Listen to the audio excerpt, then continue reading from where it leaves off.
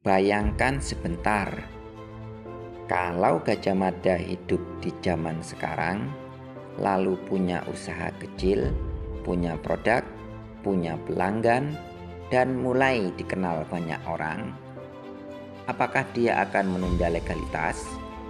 Ini tentu bukan klaim sejarah. Tidak ada prasasti yang menyebut Gajah Mada mengurus PT Perorangan. Tapi sebagai analogi bisnis, ini menarik. Karena Gajah Mada dikenal sebagai sosok yang berpikir strategi, wilayah, struktur, dan masa depan. Dan itu sangat mirip dengan cara berpikir pengusaha modern yang ingin usahanya naik kelas. Banyak usaha sebenarnya tidak gagal karena produknya jelek. Produknya bisa enak, jasanya bisa bagus, pelanggannya bisa banyak. Tapi fondasinya tidak tertata. Awalnya sederhana, jualan dari rumah, terima pesanan lewat WhatsApp, upload produk di marketplace, promosi lewat media sosial.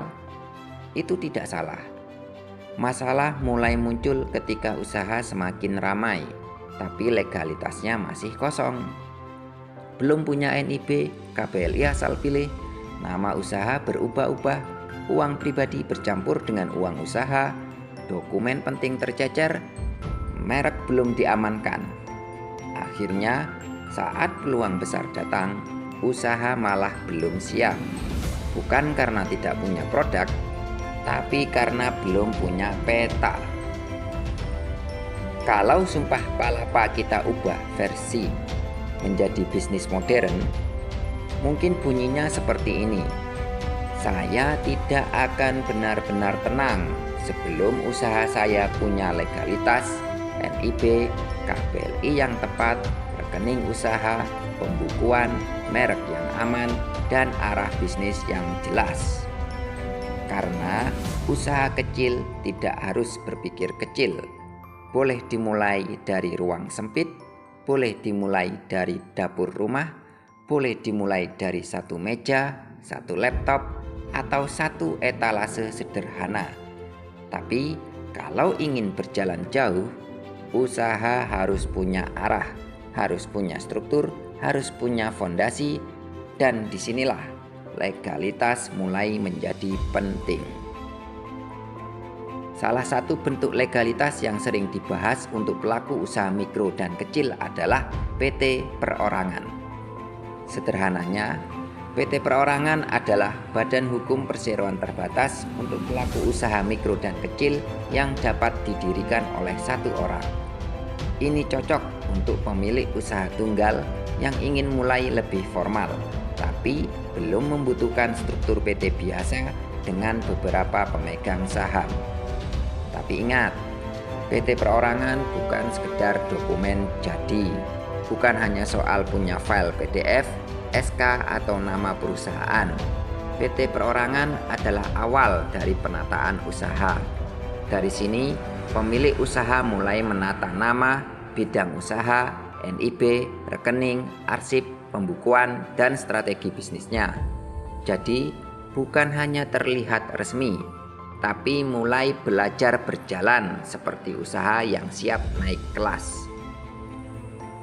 Dalam analogi Majapahit, PT Perorangan bisa dibayangkan sebagai keraton administratif untuk usaha kecil. Bukan istana megah, bukan simbol pamer, tapi pusat kendali agar usaha tidak berjalan liar. Di dalam keraton itu ada ruang nama usaha, ada ruang dokumen AHU, ada ruang KBLI, ada ruang NIB, ada ruang merek, ada ruang digital. Semua tidak harus sempurna sejak hari pertama, tapi setidaknya pemilik usaha mulai tahu usaha ini identitasnya apa, bidangnya apa, dokumennya di mana, dan arahnya kemana. Ketika bertemu calon mitra, pelanggan, bank, marketplace, atau instansi, posisi usaha menjadi lebih kuat. Karena usaha tidak lagi hanya berjalan berdasarkan ingatan, tapi mulai berdiri di atas dokumen. Di zaman kerajaan, salah membaca wilayah bisa membuat pasukan tersesat. Dalam bisnis modern, salah memilih KBLI bisa membuat izin usaha tidak sinkron. KBLI itu seperti peta wilayah usaha. Ia menjelaskan sebenarnya usaha Anda bergerak di bidang apa. Menjual berbeda dengan memproduksi. Online shop berbeda dengan pabrik. Jasa berbeda dengan perdagangan. Reseller berbeda dengan produsen. Karena itu, jangan mulai dari angka KBLI. Jangan hanya tanya kode KBLI-nya berapa. Mulailah dari cerita usaha yang jujur. Sebenarnya usaha Anda melakukan apa? Barangnya dibuat sendiri atau hanya dijual ulang? Jualannya online, offline, atau dua-duanya? Ada produksi, pengemasan, jasa, distribusi, atau hanya perdagangan? Ketika cerita usahanya jelas, barulah peta KBLI bisa dibaca dengan lebih tepat.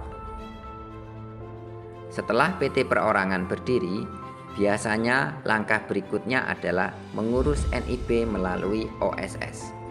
NIB itu penting, tapi jangan salah paham. NIB adalah gerbang, bukan seluruh istana. Artinya, setelah NIB terbit, belum tentu semua kewajiban usaha otomatis selesai. Tergantung bidang usaha dan tingkat risikonya. Bisa saja masih ada kewajiban lain, misalnya sertifikat standar, izin teknis, persetujuan tertentu, atau pemenuhan persyaratan tambahan yang muncul di output OSS. Karena itu, setelah NIB terbit, jangan langsung merasa selesai. Baca baik-baik output OSS-nya. Lihat apakah ada kewajiban lanjutan. Simpan dokumennya, pahami risikonya, karena legalitas yang benar bukan hanya terbit, tapi juga dipahami. Ini salah satu kesalahan yang sering terjadi. Banyak orang mengira kalau sudah punya nama PT, maka nama produk atau jasanya otomatis terlindungi sebagai merek.